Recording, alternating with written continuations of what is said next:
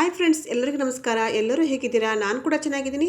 ಇವತ್ತು ಒಂದೊಳ್ಳೆ ಹೇರ್ ರೆಮಿಡಿನ ತೊಗೊಂಡು ಬಂದಿದ್ದೀನಿ. ತುಂಬಾ ಕೂದಲು ಸೊಂಪಾಗಿ ಬೆಳಿಬೇಕು, ಹಾಗೆ ತುಂಬ ನೈಸಾಗಿ ಕೂದಲು ಆಗಬೇಕು ಅಂತ ಅಂದರೆ ಈ ಥರ ನೀವು ಹೇರ್ ರೆಮಿಡಿನ ಮಾಡ್ಕೊಳ್ಳೇಬೇಕಾಗುತ್ತೆ. ಕೂದಲಿಗೆ ಆಗಿರುವಂಥ ಎಲ್ಲ ಸಮಸ್ಯೆಯನ್ನು ಕೂಡ ನಾವು ನಿವಾರಣೆ ಮಾಡಿಕೊಂಡು ತುಂಬಾ ಚೆನ್ನಾಗಿ ನಮ್ಮ ಕೂದಲನ್ನು ನಾವು ಗ್ರೋತ್ ಮಾಡ್ಕೊಳ್ಳೋದ್ರ ಜೊತೆಗೆ ಸಿಲ್ಕ್ ಆ್ಯಂಡ್ ಶೈನಿ ಕೂಡ ನಾವು ಮಾಡ್ಕೋಬೋದು. ತುಂಬಾ ಈಸಿಯಾಗಿರೋ ಹೇರ್ ರೆಮಿಡಿ ಇದಾಗಿದೆ ಅಂತಲೇ ಹೇಳ್ಬೋದು. ಹಾಗೆಯೇ ಇನ್ನು ಯಾರೆಲ್ಲ ನಮ್ಮ ಚಾನಲ್ನ ಸಬ್ಸ್ಕ್ರೈಬ್ ಮಾಡ್ಕೊಂಡಿಲ್ಲ ಅವರೆಲ್ಲ ದಯವಿಟ್ಟು ಸಬ್ಸ್ಕ್ರೈಬ್ ಮಾಡ್ಕೊಳ್ಳಿ. ವಿಡಿಯೋನ ಎಲ್ಲೂ ಕೂಡ ಸ್ಕಿಪ್ ಮಾಡದೆ ಎಂಡ್ವರೆಗೂ ನೋಡಿ.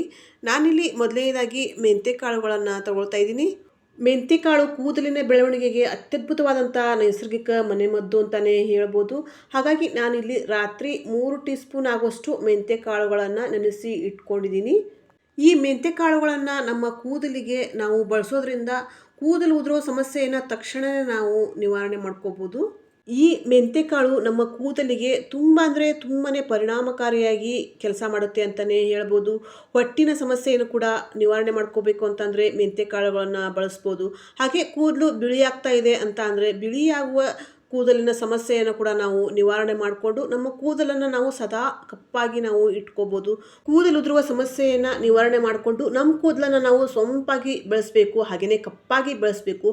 ಹಾಗೆ ಉದ್ದವಾಗಿ ನೀಳವಾಗಿ ನಮ್ಮ ಕೂದಲನ್ನು ನಾವು ಬೆಳೆಸ್ಕೋಬೇಕು ಅಂತ ಅಂದರೆ ನಾವು ಮೆಂತ್ಯ ಕಾಳುಗಳನ್ನು ಬಳಸಲೇಬೇಕಾಗುತ್ತೆ. ಹಾಗೆಯೇ ನಾನು ಇಲ್ಲಿ ಸುಮಾರು 8ರಿಂದ 10 ದಾಸವಾಳದ ಹೂವುಗಳನ್ನು ಕೂಡ ತೊಗೊಂಡಿದ್ದೀನಿ. ಕೆಂಪು ದಾಸವಾಳದ ಹೂವುಗಳನ್ನು ನಾನಿಲ್ಲಿ ತೊಗೊಂಡಿದ್ದೀನಿ. ಇದಂತೂ ತುಂಬ ಅಂದರೆ ತುಂಬಾ ಒಳ್ಳೆಯದು.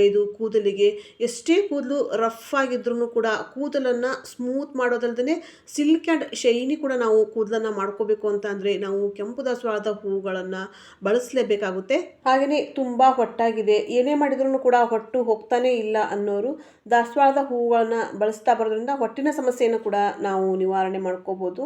ಹಾಗೆಯೇ ನಾನಿಲ್ಲಿ ಕಾಮಕಸ್ತೂರಿ ಬೀಜಗಳನ್ನು ಕೂಡ ತೊಗೊಂಡಿದ್ದೀನಿ. ಇದು ಚಿಕ್ಕ ಏಜಿಗೆ ಕೂದಲು ಬಿಳಿಯಾಗ್ತಾ ಇರುತ್ತೆ. ಬಿಳಿಯಾಗುವ ಕೂದಲನ್ನು ಕಪ್ಪಾಗಿಸುವ ಚಮತ್ಕಾರಿ ಕೆಲಸವನ್ನು ಈ ಕಾಮಕಸ್ತೂರಿ ಬೀಜ ಮಾಡುತ್ತೆ ಅಂತಲೇ ಹೇಳ್ಬೋದು. ಹಾಗೆ ಹೊಟ್ಟನ್ನು ಕೂಡ ನಿವಾರಣೆ ಮಾಡುತ್ತೆ, ಹಾಗೆ ಕೂದಲು ಸಮೃದ್ಧವಾಗಿ ಬೆಳೆಯಲು ಅವಕಾಶ ಮಾಡಿಕೊಡುತ್ತೆ ಅಂತಲೇ ಹೇಳ್ಬೋದು. ಈ 3 ಪದಾರ್ಥಗಳು ಕೂಡ ಹಾಗೆಯೇ ತುಂಬಾ ಪವರ್ಫುಲ್ಲಾಗಿ ಕೆಲಸ ಮಾಡುವಂಥ ಪದಾರ್ಥಗಳಿವು.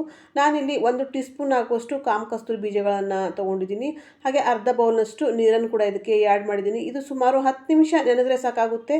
ಇದನ್ನು ನಾವು ಹೇರ್ ರೆಮಿಡಿಗೆ ಬಳಸ್ಕೊಂಡ್ಬಿಡ್ಬೋದು. ಹಾಗಾಗಿ ನಾನು 1 ಟೀ ಸ್ಪೂನ್ ಆಗುವಷ್ಟು ಈ ಕಾಮಕಸ್ತೂರಿ ಬೀಜಗಳನ್ನು ನೆನೆಸಿ ಇಟ್ಕೊಂಡಿದ್ದೀನಿ. ಹೀಗೆ ನೆನೆಸಿ ಇಟ್ಕೊಂಡ ನಂತರ ನಾವಿಲ್ಲಿ ಸುಮಾರು 8ರಿಂದ 10 ಕೆಂಪು ದಾಸವಾಳದ ಹೂವುಗಳನ್ನು, ಹಾಗೆಯೇ 3 ಟೀ ಸ್ಪೂನ್ ಆಗುವಷ್ಟು ರಾತ್ರಿ ನೆನೆಸಿಟ್ಟಿರುವಂಥ ಮೆಂತ್ಯ ಕಾಳುಗಳನ್ನು, ಹಾಗೆ 1 ಟೀ ಸ್ಪೂನ್ ಆಗುವಷ್ಟು ಕಾಮಕಸ್ತೂರಿ ಬೀಜಗಳನ್ನು ತಗೊಳ್ಳೋಣ.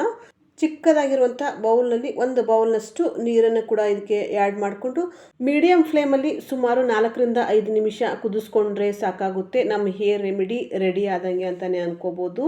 ನಾನಿಲ್ಲಿ ಕುದಿಸಿದ ನಂತರ ಇದನ್ನು ತಣ್ಣಗಾಗೋಕ್ಕೆ ಹಾಗೆ ಬಿಟ್ಟಿದ್ದೆ 10 ನಿಮಿಷ. ತಣ್ಣಗಾದ ನಂತರ ಇದನ್ನು ನಾನು ಶೋಧಿಸ್ಕೊಳ್ತಾ ಇದ್ದೀನಿ.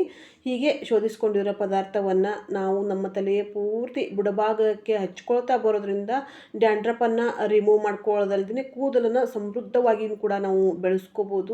ತುಂಬಾ ಚೆನ್ನಾಗಿ ಕೂದಲು ಗ್ರೋತ್ ಆಗುತ್ತೆ, ಹಾಗೆಯೇ ಕೂದಲು ಸ್ಮೂತ್ ಆಗುತ್ತೆ, ಸಿಲ್ಕ್ ಆ್ಯಂಡ್ ಶೈನಿ ಕೂಡ ಆಗುತ್ತೆ. ಕೂದಲಿಗೆ ಆಗುವಂತಹ ಪ್ರತಿಯೊಂದು ಸಮಸ್ಯೆಗಳನ್ನು ನಿವಾರಣೆ ಮಾಡ್ಕೋಬೇಕು ಅಂತ ಅಂದರೆ ನಾವು ಈ ಥರ ನಾವು ಹೇರ್ ರೆಮಿಡಿ ಮಾಡಿಕೊಂಡು ಇದನ್ನು ನಾವು ತಲೆಯ ಬುಡಭಾಗದಿಂದ ತುದಿವರೆಗೂ ಕೂಡ ಹಚ್ಕೊಂಡು ಸುಮಾರು ಅರ್ಧ ಗಂಟೆ ನಂತರ ನಮ್ಮ ಹೇರನ್ನು ವಾಶ್ ಮಾಡ್ಕೊಳ್ತಾ ಬರೋದ್ರಿಂದ ತುಂಬಾ ಚೆನ್ನಾಗಿ ಕೂದಲು ಗ್ರೋತ್ ಆಗೋದಲ್ಲದೆ ಕೂದಲಿಗೆ ಆಗುವಂಥ ಪ್ರತಿಯೊಂದು ಸಮಸ್ಯೆಯನ್ನು ಕೂಡ ನಾವು ನಿವಾರಣೆ ಮಾಡಿಕೊಂಡು ತುಂಬಾ ನಳನಳಿಸುವ ಕೂದಲನ್ನು ನಾವು ಮಾಡ್ಕೋಬೋದು. ಕೇವಲ ವಾರದಲ್ಲಿ 1 ಸರಿ ಈ ಥರ ನೀವು ಮಾಡ್ಕೊಂಡಿದ್ದೆ ಆದರೆ ನಿಮಗೆ ರಿಸಲ್ಟು ಪಕ್ಕಾ ಸಿಗುತ್ತೆ ಅಂತಲೇ ಹೇಳ್ಬೋದು. ತುಂಬ ಚೆನ್ನಾಗಿ ನಮ್ಮ ಕೂದಲು ಗ್ರೋತ್ ಆಗಬೇಕು, ಹಾಗೆಯೇ ಸ್ಮೂತ್ ಆಗಬೇಕು, ಸಿಲ್ಕ್ ಆ್ಯಂಡ್ ಶೈನಿ ಥರ ಆಗಬೇಕು ಅಂತ ಅಂದರೆ ನಾವು ಈ ಥರ ಮಾಡ್ಕೊಳ್ಳೇಬೇಕಾಗುತ್ತೆ. Thanks for watching. Don't forget like, share, comment and subscribe friends.